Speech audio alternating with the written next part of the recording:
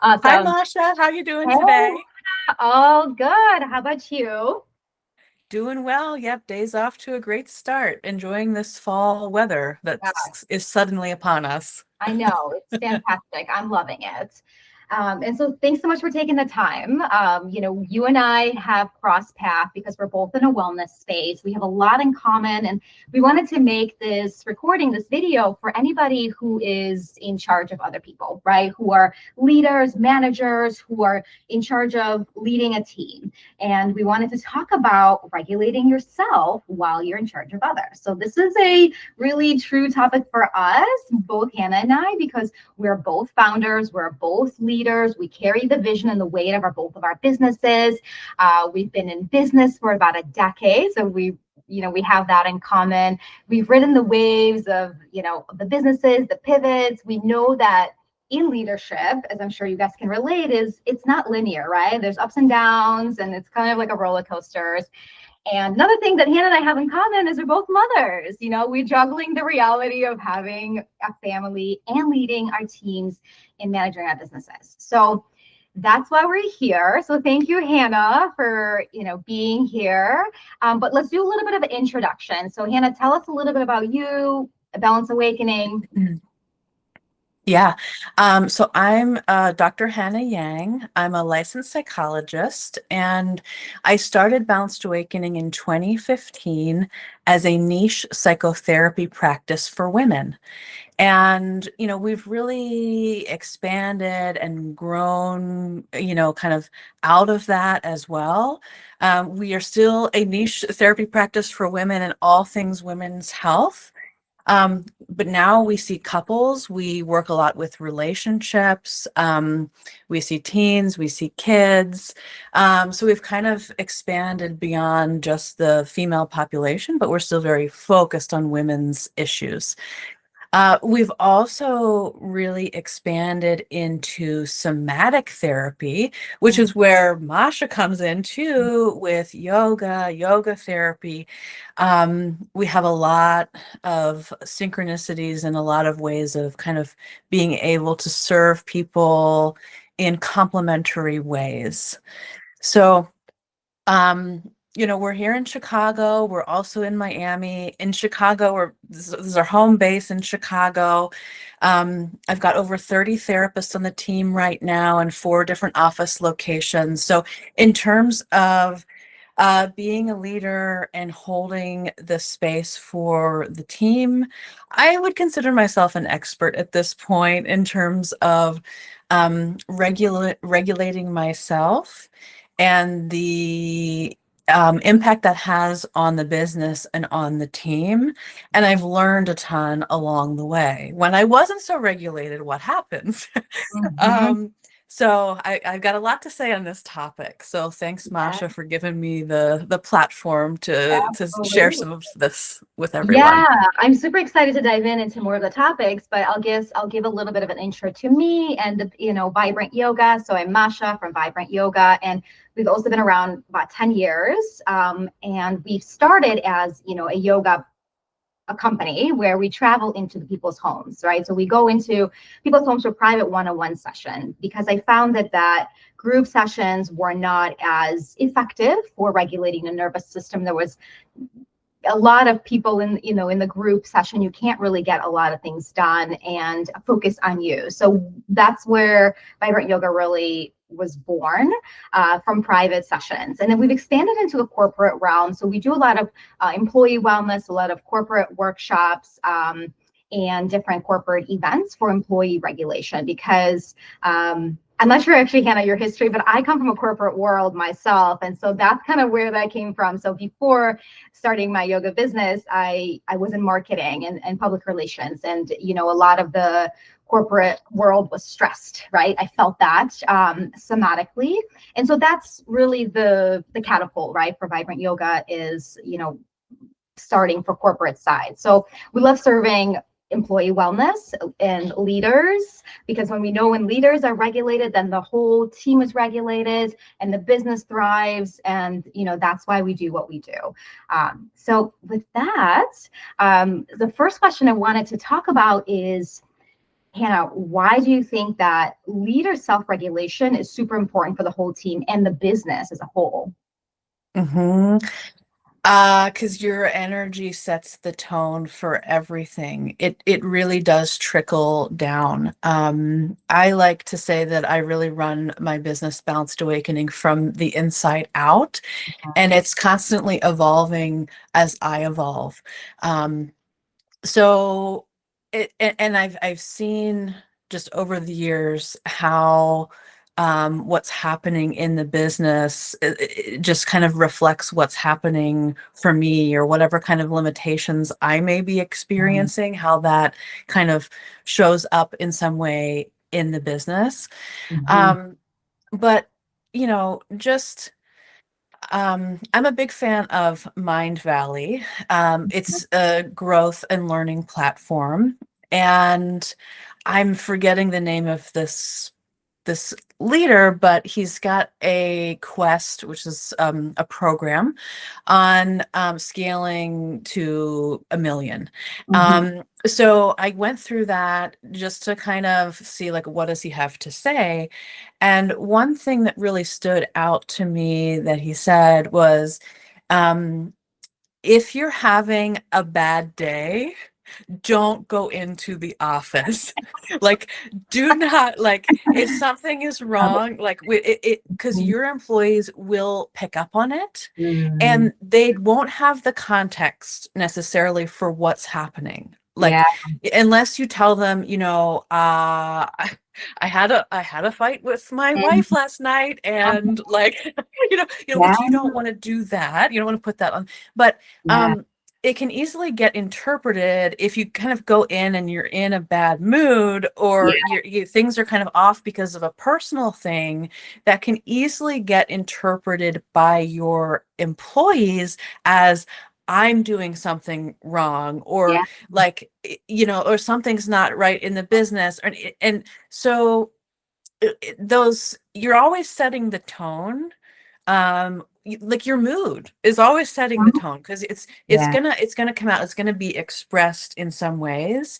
So it's not always practical Mhm. to, be like, okay, well, I'm just going to work from home today, but Yeah. taking some time to sort out, like, if it was a fight with your spouse the night before, like, what do you need to do to set your day, so that that can either be resolved, or like resolved in the short term, or compartmentalized in some capacity, where you're like, okay, this happened, I just need to, like, kind of put this in a box Yeah. and wrap it up, and I'll unwrap it after my day, but I need to get into the space where that basically is not in my, just kind of in my energy field going into work. So Yeah. um I think it's just really important to be mindful of where you're at in any given moment, and kind of what you're bringing to your team and bringing to your work environment as a leader. Yeah, that's a great point. And this made me think of, like, is there space in the business world for like vulnerability and sharing that? Like, yes, you had a fight with your spouse and you're coming in with this kind of like murky, yucky energy. And but like you said, it's not, you need to still show up. You can't just like stay home because you had a fight. You still have to show up, and you're still kind of working through. Is there space to share, with your coworkers, with your colleagues, in a, not in a blaming way, like, not take it out on them, but obviously have the little practices for yourself, like you mentioned, right? And we do this a lot with yoga, right? There's a lot of self-regulating practices that we can talk about later, but I wonder what you think about that. Like, where's the vulnerability and the sharing piece with your coworkers come into play?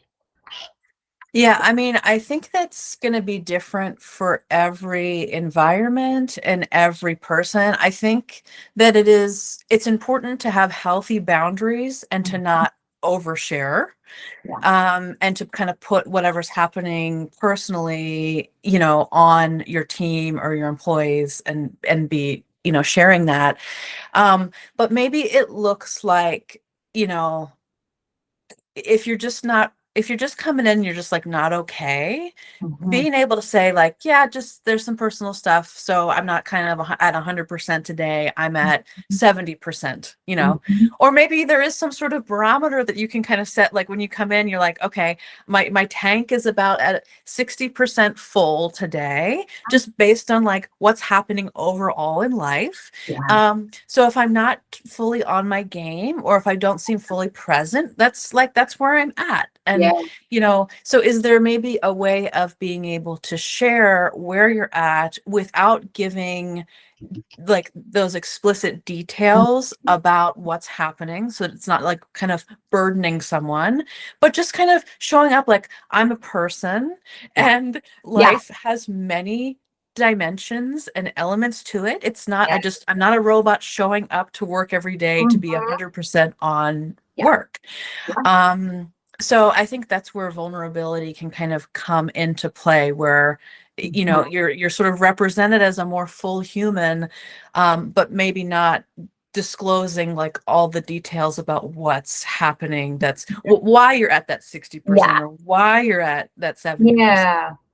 Yeah, that's a good point. And, us being both in a wellness spaces, right? There's, I'm sure it is for you, for your therapist, same with, our yoga teachers, very open-minded people, right? Like we understand nervous system, we understand that stuff happens, right? That we're not robots. And so it sometimes can be easy, sneakily to mistaken that as like, oh, I can talk to them, right? Because they will understand, right? And a lot of times I do feel this way. I love my team. I love everyone on my team, and everyone is super understanding, and they're almost like my friends, right? Like I can treat them as my friends and we can talk about anything. However, there's like a really fine line when it comes to leadership, right? Where it's like, hey, you're holding up you're holding up the team, and maybe sharing too many details about your personal life could potentially damage the relationship. And so I'm always like on this line of like not knowing how much do we share, how much do we not, where is that line, right? Wanting to be vulnerable and open and seem human, right? And not seem like a robot. Like you said, we're not robots. So yeah, that's definitely like an ongoing process. Yeah, and I think there's a lot of differences between like the spaces that we're in this kind of wellness, like we're aware of mental and emotional things, Mhm. and the people on our team are their job is to like hold space for people, Yeah. in these kind of more complex emotional spaces. So I think it can be a little bit easier for us to kind of fall into that trap of, I'm going to tell them what's happening for me, but then that puts it can put a little bit of a burden on them to hold that for Yeah. us. Yeah. Versus in in more of like a formal corporate setting, Mhm. like that might be like a leader that shares a little bit about what's happening personally, could really be refreshing and Mhm. welcoming in that space. If it's otherwise a more rigid and sort of boundaried space Yeah. around that, like, so I think it really has to do with the Mhm. context Yeah. of where you're working and what the company culture is, whether it's your own company or somebody else's, but you're a leader within that structure. Yeah. What is your role in setting the culture, and what are kind of the parameters that you have as a leader and how you can influence your team?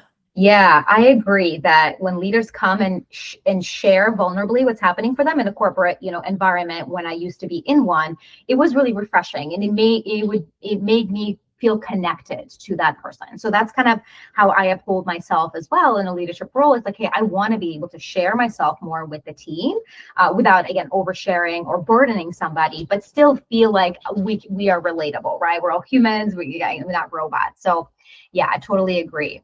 And on that subject, I wonder what about the inner dynamics of like the team in the team culture? Like what happens when team members trigger each other, right? They don't get along, and like how are you as a leader manage that, right? Like how do you regulate? How do you help them get along? I think that's like one of the biggest questions. Mhm. I mean, I think it goes back to your own energy sets the Mhm. tone. Yeah. So if you're getting along with everyone and setting the culture of we have mutual respect and we don't always agree, but the diversity of opinions and ideas Yeah. is great. That's actually what makes us more creative, and that's good for the business. So if it's like a team members disagreeing about uh, like I'm not I don't really see this too much at Balanced Great. Awakening, I love because I give people a lot of freedom to be themselves, and it. I encourage their diversity in their opinions about Yeah. things, and with the sort of broader alignment, like if you're aligned with what we're about at Balanced Awakening and if you're aligned with me, then you're gonna yes, you might not like see eye to eye on exactly how something should be done or could be done, but you also are in this space where it doesn't things don't have to all be done the same way. People can Mhm. kind of so I think that I just have created a culture of like Yeah. embracing differences and how that, makes the team much more powerful. I love that. I love that. Yeah, this made me think of when you said it's if you are right, you're at the top, if you regulate yourself, right, then the rest of the team feels safe. And I really think that there's something to say about like that co-regulation, right? You co-regulate together. So if an employee comes to you, a team member comes to you and they're just not having a great day, right? And if you are regulated yourself, then you are able to send your positive energy to them, right, to regulate them. And so I wonder, to say to that, like what happens or what ripple effect can happen if you are not regulated. Say you are frazzled and having a bad day, and then you have what happens in the body, in the mind, and just in the business. Yeah, I mean, it snowballs. It snowballs. Mhm. Everybody, not, especially those who are vulnerable are gonna like feed off of that energy and gonna feel that, and that's gonna create it's gonna maybe bring, not create necessarily, but bring out whatever chaos or negative stuff is there for them. It's going to kind of invite that out, because it's coming out for you, so it's kind of like permission, like, okay, it can come out Yeah. for you. I mean, I think about this as a mom of three kids as well. It's that co-regulation. Like, if I am not right, my kids are more likely to have a tantrum and to be screaming. But when I'm feeling good about where I'm at, Mhm. they're much more calm as well. So the same dynamic plays out in some capacity in the workplace. So whatever you sort of know about co-regulation in the parent-child dynamic, there can be some parallels to that Mhm. in the corporate environment. Yeah. Um, Yeah, absolutely. I think of it as like it's contagious, the energy is mhm. contagious. So your energy that you're coming in with is contagious, right? And I Yes. think of it as there's a lot of power in that. It's like, hey, I have control over how this meeting is going to go or how this relationship is going to go or this whatever, right? And there's a lot of power to that, but I also feel like there's a lot of pressure too to like always feel regulated at all times, right? Because you feel like, okay, Yes. I'm the leader of these kids. I'm the leader of this company. I'm the leader of this, group. Um, I just wonder when you think about that, like the pressure to always feel like you have to be good all the time, right? Like I have to be constantly regulated. I wonder what you think about that. I think that's too much pressure, and that's going to cause dysregulation. Pressure, just think about the pressure. Yeah, because it's not about perfection. I mean, this is still about being a human and showing up as best as you can. Yeah. And I mean, I think that's where some transparency with good boundaries comes into play. And I keep thinking about like coming into the office and setting your thermostat so that people know like where you're at in terms of how Mhm. much energy and focus do you have in this moment to focus to be present at work, Yeah. and like kind of using that as a signal. So it's like, okay, I've told everyone, if they're looking at this, that I'm at 70% today. So they're going to cut me some slack if like things don't seem perfect, you Yeah. know? Um, and yeah, I don't, I think it's more about the intention behind this, not Mhm. so much the pressure to be on and to be regulated and to keep yourself contained. It's more the like being thoughtful about it and being intentional. Like, I know it's best if I come in a more regulated spot. So is there Mhm. something I can do for 5 minutes before work so that I can get 10% more regulated? Like, Yeah. right, like set like realistic expectations and break it down in a more realistic Yeah. way. And that's all you have to do. I mean, it's the same thing with being a parent. Like, you can't be a Mhm. perfect parent, and Mhm. you also don't want to be a perfect parent. You want to be a good enough parent. So you Yeah. want to be a good enough boss, a good enough leader as Yeah. well. That's that's going to be the best for your employees. Mm. So, you know, Yeah. anything that the literature says about Yeah. being a good enough parent versus being a perfect parent and the outcomes of on the children, Yes. it does apply in this situation as well. So think about that. If you're feeling pressured to like to be that perfect Mhm. leader, think Mhm. about that. That actually doesn't create the Mhm. best employees. Yeah, because you don't want to model perfection, right? You don't want to model that you're always perfect and all of your expectations are so high, right? Because your expectations for yourself are Yep. so high that nobody will ever reach them. That's, I think, is where I struggle at as a leader myself. It's like the expectations for myself are so high, right? Like even my question was like, how do you deal with the pressure? And thank you for like, grounding me in that, because you're right. It's the intention behind it. We're not robots, we're humans. And we don't want to model that perfection for our team. And I think that helps us as leaders, because all we think about, at least I think about them, right? It's like outwardly, like how are they doing? Are they okay? Right. So this perfectionism comes sort of like worrying about them. But if I think of it like I don't want to model perfection because I don't want them to feel the pressure, right? Whether they're my, team members or my kids, then that shifts the perspective and I'm able to like chill and go, okay, the intention is for everyone to be human. That's okay. So I love it. Yes. Okay, cool. This is great. And then, so what are some of your favorite practices? So like to regulate yourself, or when you do feel that, triggering sensations rising, and you need to get into work or you need to get on the call. What are some of your favorite practices? Hmm. Um, at this point, I don't have a lot of practices that I do kind of in the moment. I've really embodied this as a Yeah. lifestyle. Cool. So like personally, I get a massage pretty much every week. Awesome. Um, I I'm off on Mondays. I'm off the last week of every month. Like, so I have a lot of I don't check my email outside of my regular working hours.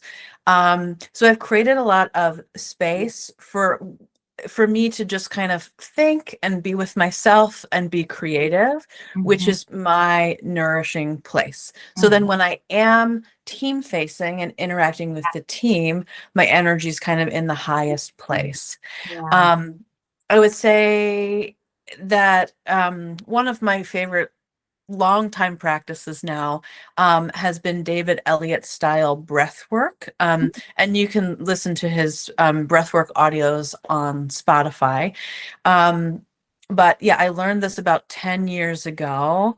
And I haven't found anything more effective at just making anxiety just kind of exit my system Mhm. and become like just kind of coming back into a more calm state. So that helps me release if there's something intense in the moment, and I know I need to shift into that leader role.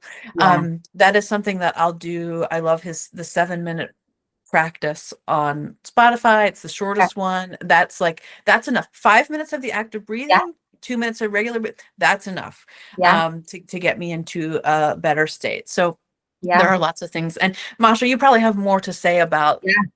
those kinds of practices too. Yeah, absolutely. And so is his breath work any different from anything else? Is it like specific breath work that he uses? I'm curious.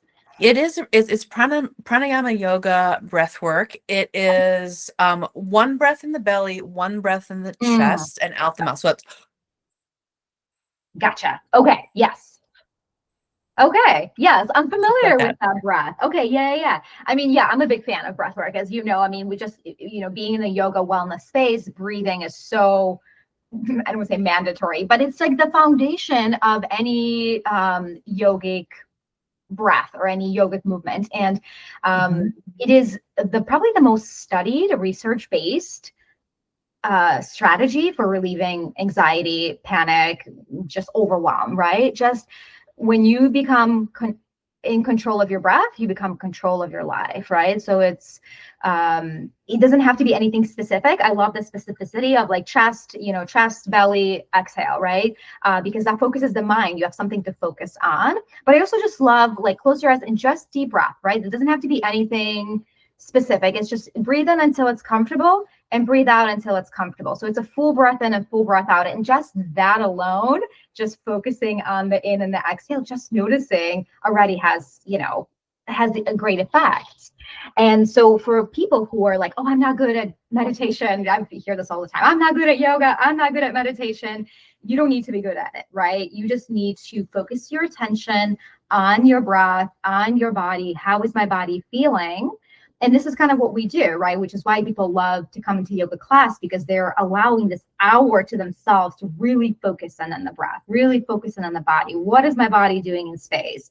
And people walk away like, I feel so good. I feel so regulated. I'm like, why is that? I'm like, because you just spent an hour focused on you, right? Yes. And a lot of times we Yes. go through our days, we're not focusing on ourselves. We're not focusing what's happening in our bodies. We're not listening to body cues. Am I hungry? Do I need a nap? Do I need to close my eyes? Do I need to step away from my computer? We're not listening to cues. So that's what happens in a yoga class. It's like you just become more aware. And what's beautiful about it is the more you do it, it's like compound interest, right? The more your body becomes, it becomes natural. Then you become more regulated naturally. Kind of like what you said, Hannah. It's like my lifestyle now, because you've already integrated all of these practices. Your body just knows. Like, I know what I need to do. I know I'm not checking my email, etc. Right? So that's why we love yoga so much. Is because it compounds on itself. So like one yoga session isn't going to work, just like one therapy session isn't going to do anything. You need the consistency. You need the consistency in your body, in your mind, but also the support, right? Like both you and I have the system of it's one-on-one support. I know you guys do group work as well, but it's like the support of a person, right? It's the support of an individual to hold space for you is so healing, right? You have that alone, I know in my experience when I would go to a doctor's office or something and I'd be super like nervous about something that was happening, and just talking to this doctor and them listening fully has like relieved me and gave me hope. They gave me no medication, no supplements, nothing. They just sat there and listened really deeply. And I was like, oh my God, I feel so heard. I already feel better. Right. So it's like, it's Yes. amazing what happens in the mind. It's a two-way street, right? Mind, body, mind, body, mind. And so it's cool. It's fascinating. I love it. Mhm. Yeah. So awesome. Okay, cool. Let me see what else we wanted to chat about. Just looking at my notes. Okay, well, let's talk about what happened. So you're in the therapy mental health space and we're in the yoga space, right? So a little bit like how do they complement each other? Tell me more about like what does therapy do?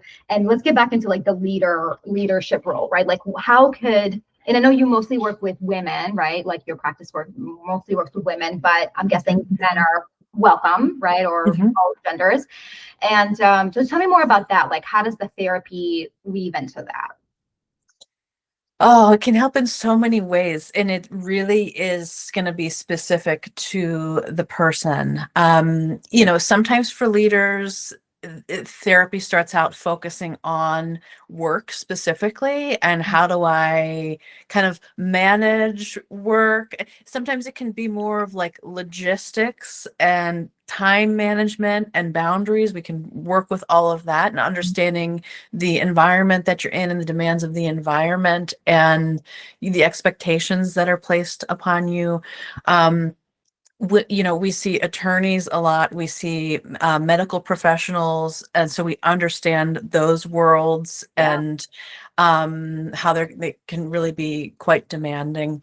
Mhm. Um, so it can focus on what's happening at work, but it doesn't have to. Mhm. And it can, because like that's you are a whole person with lots of different things. So Yeah. lots of different things are going to impact the way you show up at work as a leader. Um, so like I mentioned the, argument with the spouse kind of situation and Mhm. how that. So we can do imago relationship therapy with you and your spouse to help you communicate better on a day-to-day basis and kind of understand what's at the root of maybe some common conflicts and resolve that so that you can just kind of move more smoothly throughout your day-to-day without that resistance from conflict that might be happening in your relationship. And then you don't even have to apply as many self-regulation tools before going into work. Yes. So we can really approach this from many different angles, and kind of like whatever we do with you in therapy is going to either directly or indirectly impact you as a leader in your role as a leader. So lots of things we can do, and all of it's going to help. Yeah. Yeah. It's almost like when the way I think of therapy too, having done a lot of therapy myself over the years, is like unpacking patterns and discovering beliefs and how are those beliefs are blocking you from like full success that you could be having, right? So your fight with your spouse or fight with, a team member could be a pattern that is something, there's like a depth to it. There's something else underneath, right? So I love that there's like this approach, like the cognitive, like let's identify the patterns, right? And then the way the yoga falls into that is like let's embody that experience, right? Let's cognitively understand what's happening, and then let's somatically go into the body and embody the skills that you're learning in therapy, which is why I love them together, right? People who come to you for therapy and come to us for yoga see tremendous results and just like overall Yes. well-being and mental clarity, and that translates into all aspects of their lives, right? Like everything is Yes. connected, right? Your work life, your relationships.